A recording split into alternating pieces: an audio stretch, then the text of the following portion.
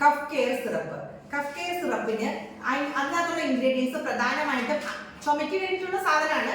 അതൊരു എക്സ്പെക്ടറന്റ് ആണ്. ചുമയിലെ കഫത്തെ പുറത്തു കളഞ്ഞ് ചുമയെ കുറയ്ക്കുന്നതാണ് കേട്ടോ. ആന്റി മൈക്രോബിയൽ ആണ്, ആന്റി വൈറൽ ആണ്.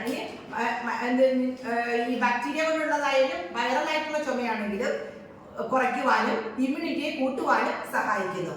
ഇതിനകത്ത് ഒരു ഇൻഗ്രീഡിയന്റ് ആണ് മഹാരാസ്നാദി കഷായം. എന്തുകൊണ്ട് മഹാരാസ്നാദി കഷായം കഫ് കെയർ സിറപ്പിൽ വന്നത്? കാര്യം വാദമാണ്, അനുലോമഗതി, വാദത്തിന്റെ പ്രതിലോമഗതിയാണ് ചുമ എന്ന് പറയുന്നത്. അപ്പൊ വാദത്തെ അനുലോമമാക്കാൻ എന്ത് വേണം? മഹാരാസ്നാദി കഷായം വേണം. അതുകൊണ്ടാണ് കഫ് കെയർ സിറപ്പില് മഹാരാസ്നാദി കഷായം ഒരു ഇൻഗ്രീഡിയന്റ് ആയിട്ട് വന്നത്. അതുപോലെ തന്നെ മഹാരാസ്നാദി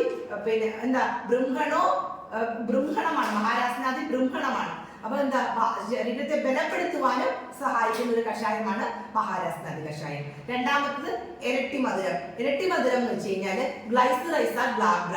അതിനകത്തുള്ള ഗ്ലൈസറൈസിൻ എന്ന് പറയുന്നത്, അതുപോലെ അതിനകത്ത് സ്റ്റിറോയിഡ്സും ഇതിനെ ഒരു ബ്രോങ്കോ ഡയലേറ്റർ ആയിട്ട് ആക്ട് ചെയ്യും. അപ്പൊ ബ്രോങ്കോ കൺസ്ട്രിക്ഷൻ ആണ് ഈ വീസിങ്ങിന്റെ ഒക്കെ കാരണം. അപ്പൊ ബ്രോങ്കോ ഡയലേറ്റർ ആകുമ്പോൾ കഫത്തിന് അവിടെ ഇരിക്കാൻ പറ്റത്തില്ല, അത് ഇളകി പോരും. അപ്പൊ അതോടുകൂടി ചാനൽസ് എല്ലാം ഓപ്പൺ ആവാൻ സഹായിക്കും. അത് acts like a corticosteroid and acts an antispasmodic. Dilator ആണല്ലോ, ഇത് ആന്റിസ്പാസ്മോഡിക് ആണ്.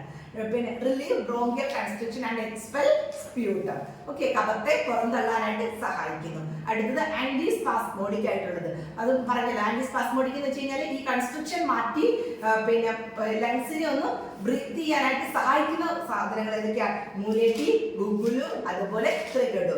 ഇനി അടുത്ത മ്യൂക്കലൈറ്റി. ഈ കഫം ഇനി അതിൽ ഇളകി, പക്ഷെ പുറത്തോട്ട് പോരണമല്ലോ. അത് പോരണമെങ്കിൽ എന്തായിരിക്കണം? അത് ഒന്ന് അലിയണം. അപ്പൊ അലിഞ്ഞാലേ അത് പുറത്തോട്ട് പോരാൻ പറ്റത്തുള്ളൂ. അപ്പൊ അതിന് വേണ്ടി സഹായിക്കുന്നതാണ് ഇതിലടങ്ങിയിരിക്കുന്ന ത്രിഗഡു, പുഷ്ടം, എലാച്ചി, ഏലക്ക, അതുപോലെ തന്നെ തെർച്ചി എന്ന് വെച്ച് കഴിഞ്ഞാൽ മുളമുത്ത്. ഇവ ഈ മ്യൂക്കലൈറ്റിക്കാണ്. ഈ കഫത്തെ അലിഞ്ഞ് പുറത്തോട്ട് വരുവാനായിട്ട് സഹായിക്കുന്നതാണ് ഈ ഗ്രൂപ്പ് ഓഫ് ഇൻഗ്രീഡിയൻസ്. അടുത്ത എക്സ്പെക്ടറന്റ്. ഇത് അലിഞ്ഞാൽ ശരീരത്തിന് പുറത്തോട്ട് പോകണ്ടേ, ആ പുറത്തോട്ട് തള്ളി കളയുന്നതായ ഡ്രഗ്സ് ആണ് ശിഗ്രു, അതായത് മുരിങ്ങ, മഞ്ചിഷ്ട, മഞ്ചട്ടി, അതുപോലെ തുളസി, ത്രികടു. ഇവയാണ് നമ്മൾ ഈ ഒരു ഡ്രഗിനെ എക്സ്പെക്ടറന്റ് ആയിട്ട് ആക്ട് ചെയ്യാനായിട്ട് സഹായിക്കുന്നത്. അപ്പം ഇതിന്റെ ഗ്രൂപ്പ് ഓഫ് ഇൻഗ്രീഡിയൻസിനെ എങ്ങനെയായിരുന്നു പറഞ്ഞത്? എക്സ്പെക്ടറന്റ് ആയിട്ട് ആക്ട് ചെയ്യുന്നത്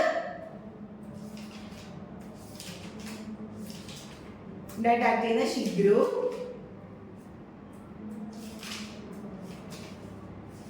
മഞ്ചിഷ്ട, തുളസി, ത്രികടു. അടുത്തത് ഇനി ആന്റി ബാക്ടീരിയൽ ആയിട്ട് ആക്ട് ചെയ്യുന്ന ഏതൊക്കെയാണെന്ന് നോക്കാം. ഇനി ബാക്ടീരിയൽ ആയിട്ട് സാൽമണല്ല പോലെയുള്ള ബാക്ടീരിയൽ ഉണ്ടല്ലോ.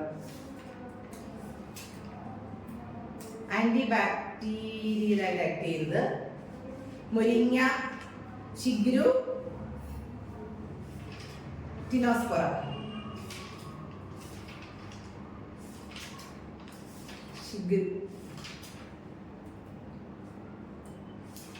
ശിഗ്രു, അതുപോലെ തന്നെ അമൃത്. അടുത്തത് ആന്റി വൈറൽ ആയിട്ട് ആക്ട് ചെയ്യുന്നതൊക്കെ നോക്കാം. ഇനി വൈറൽ ഒറിജിൻ ആയിരുന്നു ഇതെങ്കിൽ ആന്റി വൈറൽ ആയിട്ട് ആക്ട് ചെയ്യുന്നത് തുളസി, അനന്തമൂൽ,